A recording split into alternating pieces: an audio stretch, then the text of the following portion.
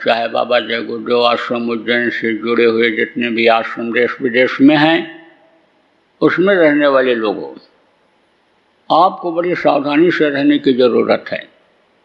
जैसे कहते हैं, 7 कहावत कठिन है, जो खाने की धार, तलवार पर चलना ये आसान काम नहीं, लेकिन जो तलवार पर चल के दिखा देता है उसी को वीर कहते हैं, उसी को बहादुर कहते हैं, और उसी का सम्मान होता है, उसी की इज्जत होती है।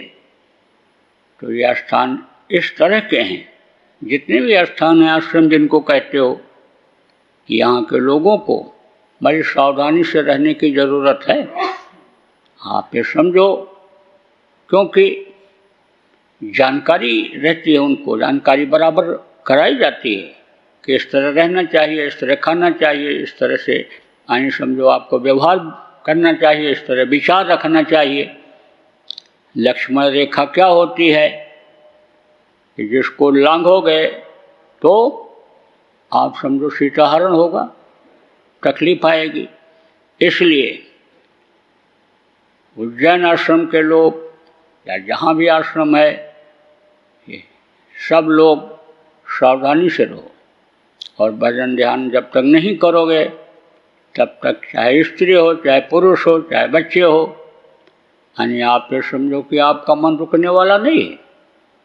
बच्चे का मन खिलौने की ही तरफ चले जाएगा, बच्चे का मन घूमने की ही तरफ चला जाएगा, टॉफी खाने की ही तरफ चला जाएगा, जवान का मन और तरफ चला जाएगा, बुढ़े का मन और किसी तरफ चला जाएगा। और जिनकी आदत बन गई वो लोग तो उसमें यानी करने लायक शरीर नहीं है तो भी वही काम करेंगे। तो अब आप ये समझो कि होशियार रहने की ज़रूरत है, नहीं तो सजा से बच नहीं पाएंगे।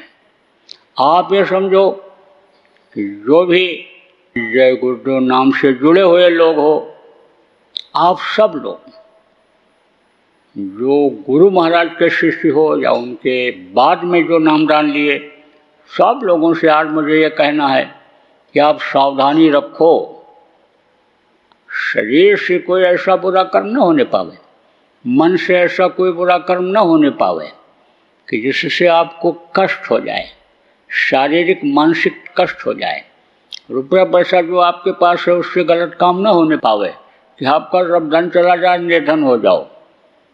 बीमार हो जाओगे तो गुरु के प्रति आस्था कम होगी। जब ये तो सोचोगे नहीं कि हम इसी शरीर से पाप किए, गलती किए, अब हमको सजा मिल रही है, तब गुरु से अभाव होगा, गुरु मदद नहीं कर रहे हैं।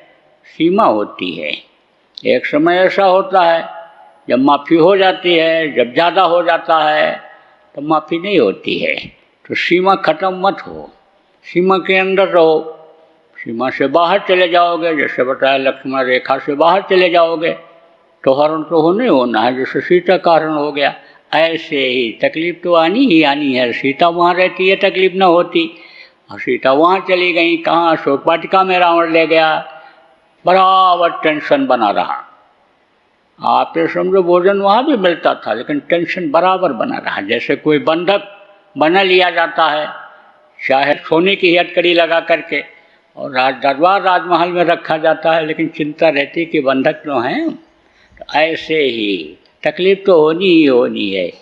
बहुत सजग और बहुत होशियारी से रहने की ज़रूरत है।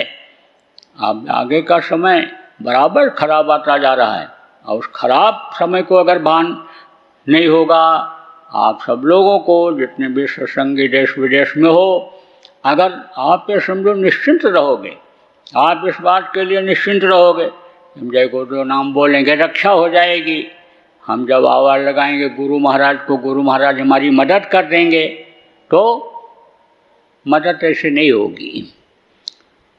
कोई बेटा है और बेटा को बाप मना करता है, मत जाना उधर, उधर कीचड़ है, गिर जाएगा कीचड़, कांटे हैं चुभ जाएंगे, नहीं मानता है और जाता है, कांटे चुभ जाते हैं। आता है रोता हुआ तो बाप मुँह उधर फेर देता है, कहता रो लेने दो। जब नहीं मानता है तो क्या करें हम, कीचड़ में फंसा देता है, गिर गया कीचड़ में, लग गया। अब न तो माँ होती है न बाप होते हैं, कहते मना किया जाता है तो भी नहीं मानता है। और जब कीचड़ लगती है तो पैर में ही लगा, लेटरिन पड़ी है, गंदगी पड़ी है, पैर में लग गया, तो बच्चा क्या करता है, उसको से छुड़ाता है ऐसे ऐसे, और छुड़ाता है तो हाथ में भी लगता है, और फिर उसके बाद में ऐसे कपड़े में पोंछता है ऐसे, और फिर सूंघता है, नाक खिलाता, मुँह में भी लगता है, नाक में भी लगता है। तो तनिक सा कीचड़ अगर लग गया तो वो पूरे बदन में लग जाता है। इसलिए कीचड़ से बचना चाहिए। जब यह है कि कीचड़ की तरफ जाओ ही नहीं तो क्यों कीचड़ की तरफ जाते हो?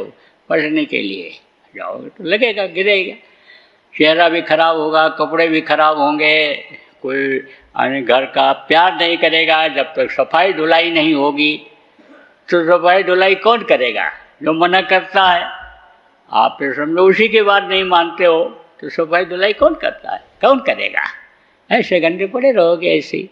बोलो जय गुरुदेव।